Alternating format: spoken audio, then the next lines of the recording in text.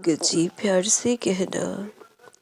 धन निरंकार जी, साध संगत जी, सब सही हो रहा है। गलत इसलिए लग रहा है क्योंकि हमारे हिसाब से नहीं हो रहा। साध संगत जी, हित सोचे हर देव सभी का, सबके लिए सद्भाव हो। कभी किसी के लिए हमारे मन में न दुर्भाव हो। साध संगत जी, हमने सभी को साथ लेकर चलना है। अपने मन से हर एक को स्वीकार करना है।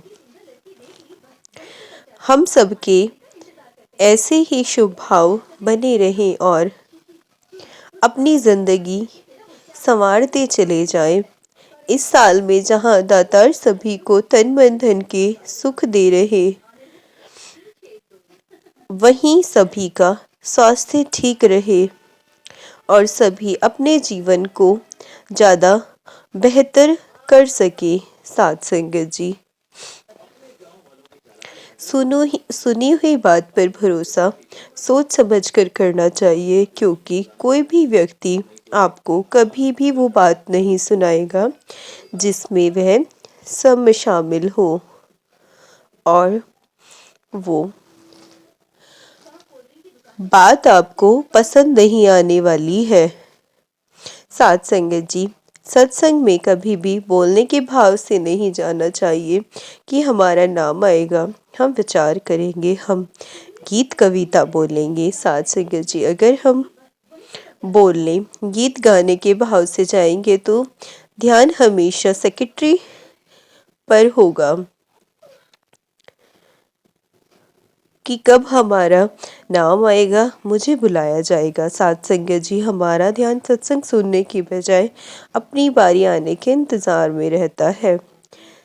हम सत्संग का लाभ नहीं ले पाते, सुखों से वंचित रह जाते हैं, क्योंकि हम सत्संग में इच्छा लेकर आए हैं। साध संगत जी, सत्संग सम सुधार है। सत्संग में सीखने और अमल में लाने का भाव होना चाहिए कि हमें जो आज संत सिखा रहे हैं, हम उन वचनों पर चलकर अपना कल्याण करें।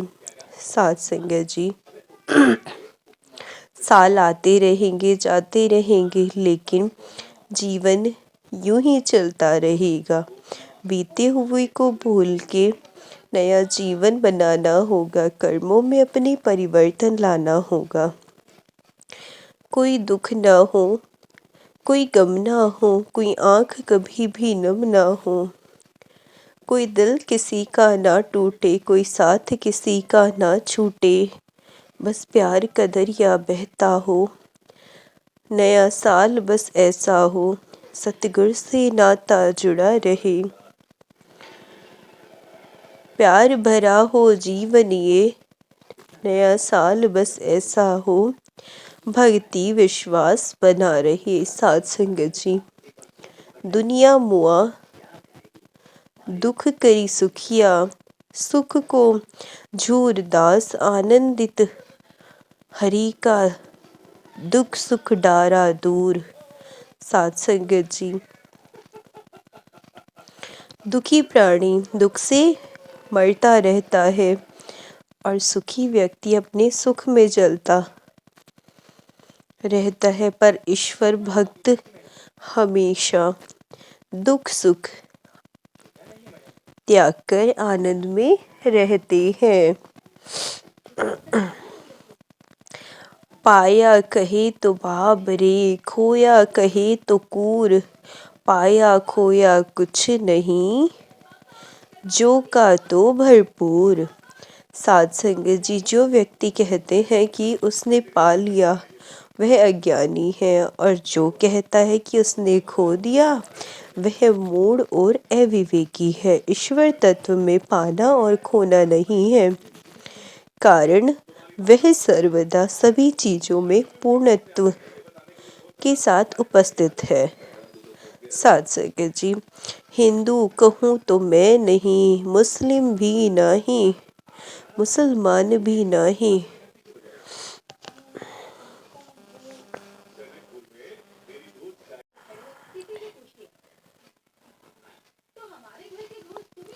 पांच तत्व का पुतला गैबी खेले माही।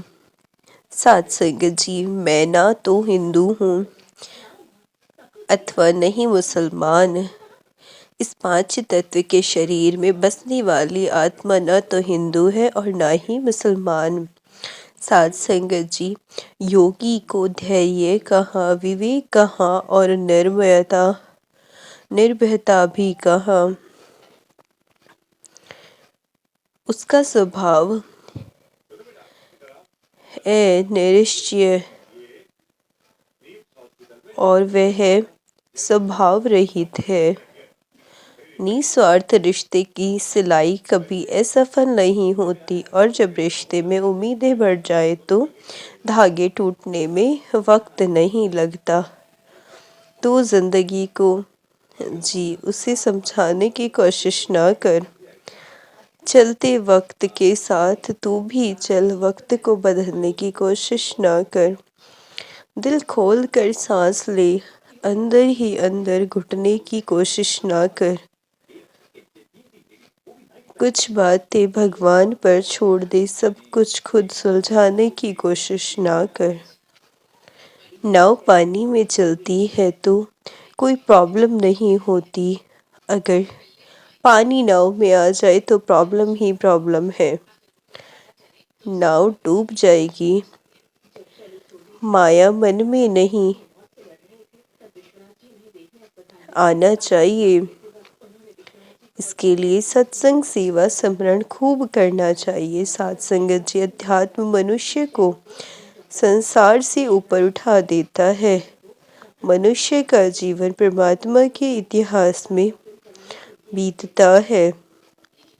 ब्रह्म ज्ञान ऐसी विद्या है जिसको जीवन में उतार लेने से जीते जी मुक्ति का बोध होता है। जाति वर्ण आचार जगत की प्रभु ने आप बनाए ना। हिंदू मुस्लिम सिख ईसाई प्रभु ने देश बढ़ाए ना। जनेऊ सुन्नत और पहरावे संग तेरे कोई आए ना। खान पान और देश वेश के प्रभु ने चिन्ह लगाए ना। मानवता है धर्म हमारा, मालिक को बस पाना है।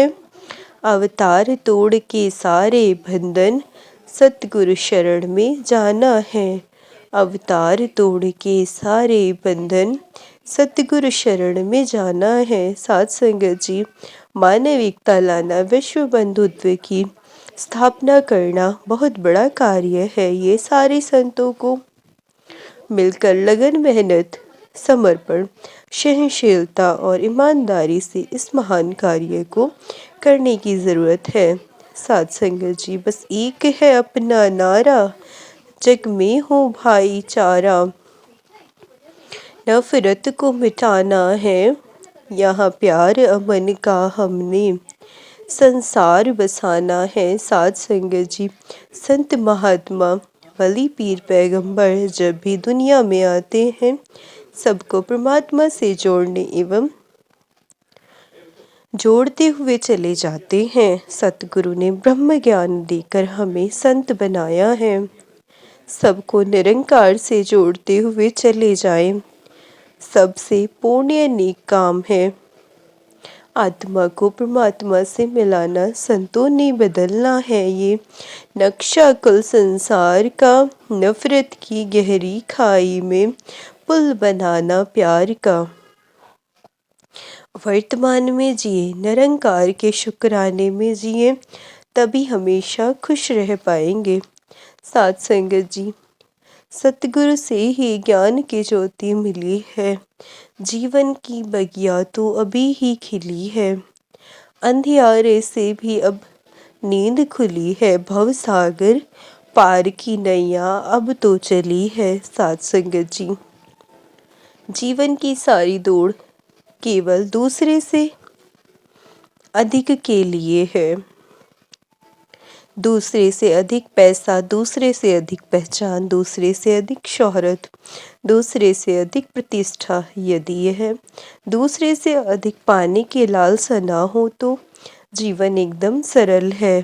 उम्र भर कमाया पैसा खत्म हो सकता है, लेकिन जो दुआएं सेवा करने से मिलेगी वो कभी खत्म नहीं हो सकती। रिश्तों को जोड़े रखने के लिए कभी अंधा, कभी गूंगा, कभी बहरा होना पड़ता है। स्वस्थ और दीर्घ जीवन की आकांक्षा कभी व्यक्ति को सदैव आशावान और कर्म बने रहना चाहिए। समय और धैर्य वह दो हीरे हैं जिनके बल पर व्यक्ति मुश्किल से मुश्किल लक्ष्य हासिल कर सकता है। साथ संगत जी, प्यार से कहना, धन निरंकार जी। साथ संगत जी, प्यार से कहना, धन निरंकार जी। साथ संगत जी, सेवा कर्म काटने का सबसे आसान जरिया है। हजूर महाराज जी के समय में एक बहुत धनी सेवादार हुआ करते थे। साथ संगत जी, सेवा की तलाश में वह हजूर महाराज जी के पास आए तो हजूर महाराज जी ने उन्हें कुएं से पानी निकाल कर प्याऊ लगाने की सेवा बख्शी। साथ संगत जी, सेवादार बहुत धनी था और सिर्फ सफ़ेद कपड़े ही पहनता था। लेकिन जब वो कुएं से पानी निकाल कर मिट्टी में चला जाता तो उसकी सफ़ेद पैंट पर कीचड़ व मिट्टी के दाग लग जाते। साथ संगत जी, उसने सोचा कि इस सेवा से तो मेरे सफ़ेद कपड़े गंदे हो रहे हैं, तो उसने एक नौकर को इस सेवा के लिए दिहाड़ी पर रख लिया। साथ संगत जी, सेवा चलती रही। वो मजदूर उस धनी सेवादार के हिस्से की सेवा बड़ी खुशी से करता रहा। कुछ समय बाद उस अमीर सेवादार की तबीयत खराब हो गई और उसने बिस्तर पकड़ लिया। साथ संगत जी, हालात इतनी बिगड़ गई कि बिस्तर पर लेटे हुए उल्टी लग जाती तो कभी सोच कपड़ों में ही निकल जाता। साथ संगत जी, उसके सारे कपड़े बुरी तरह खराब हो जाते थे। साथ संगत जी, हजूर महाराज जी उनका हाल पूछने के लिए आए तो उस सेवादार ने रोते हुए कहा, हजूर दया करो। साथ संगत जी, हजूर महाराज जी ने फरमाया कि दया तो हुई थी, लेकिन तुमने अपने हिस्से की दया एक मजदूर को दे दी। हुजूर ने प्यार से पूछा कि प्याऊ की सेवा करते हुए कपड़ों पर थोड़ी सी मिट्टी लगना ठीक था कि जो अब हो रहा है वो ठीक है। साथ संगत जी, फिर उसे समझाया, अगर तुम कुएं से पानी लाने की सेवा में अपने सफ़ेद कपड़े थोड़े से मैले कर लेते तो आज तुम यहाँ अस्पताल में न होते। हम बिल्कुल भी नहीं जानते साथ संगत जी के सतगुरु हमारे कर्म कैसे काट रहे हैं, बस हमें तो उनके हुक्म की पालना करनी है। ये तन भी उसका है, इसे ढकने के लिए कपड़े भी उसी ने ही दिए हैं। अगर सेवा करते हुए सेवादार के कपड़े मैले या गंदे हो जाए तो इसे भी सतगुरु की मौज समझना चाहिए। साथ संगत जी, साथ संगत जी, एक बार की बात है, एक राजा था जिसे चित्रकला से बहुत प्रेम था। एक बार उसने घोषणा की कि जो कोई भी चित्रकार उसे एक ऐसा चित्र बनाकर देगा जो शांति को दर्शाता हो तो वह उसे मुंह मांगा पुरस्कार देगा। सत्संग जी, निर्णय लेने वाले दिन एक से बढ़कर एक चित्रकार पुरस्कार जीतने की लालसा से अपने अपने चित्र लेकर राजा के महल पहुंचे। राजा ने एक एक करके सभी चित्रों को देखा और उनमें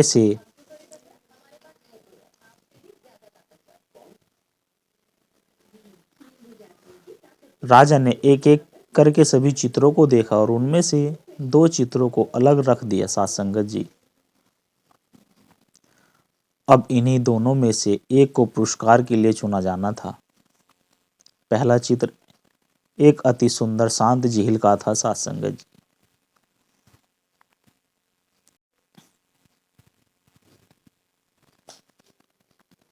उस झील का पानी इतना स्वच्छ था कि अंदर की सतह तक दिखाई दे रहा था और उसके आसपास विद्यमान हिमखंडों की छवि उस पर ऐसे उभर रही थी मानो कोई दर्पण रखा हो। ऊपर की ओर नीला आसमान था जिसमें रुई के गोले के समान सफेद बादल तैर रहे थे। जो कोई भी इस चित्र को देखता उसको यही लगता कि शांति को दर्शाने के लिए इससे अच्छा कोई चित्र नहीं हो सकता। वास्तव में यही शांति का एकमात्र प्रतीक है।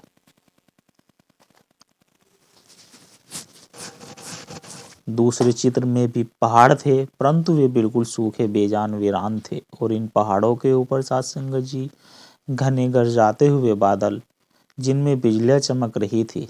घनघोर वर्षा होने से नदी उफान पर थी। तेज हवाओं से पेड़ हिल रहे थे और पहाड़ी के एक ओर स्थित झरने ने रौद्र रूप धारण कर रखा था। जो कोई भी इस चित्र को देखता यही सोचता कि भला इसका शांति से क्या लेना देना, इसमें तो बस अशांति ही अशांति है। सत्संग जी सभी आश्वस्त थे कि पहले चित्र बनाने वाले चित्रकार को ही पुरस्कार मिलेगा। तभी राजा अपने सिंहासन पर उठे और घोषणा की कि दूसरा चित्र बनाने वाले चित्रकार को वह मोहमांगा पुरस्कार देगा। हर कोई आश्चर्य में था।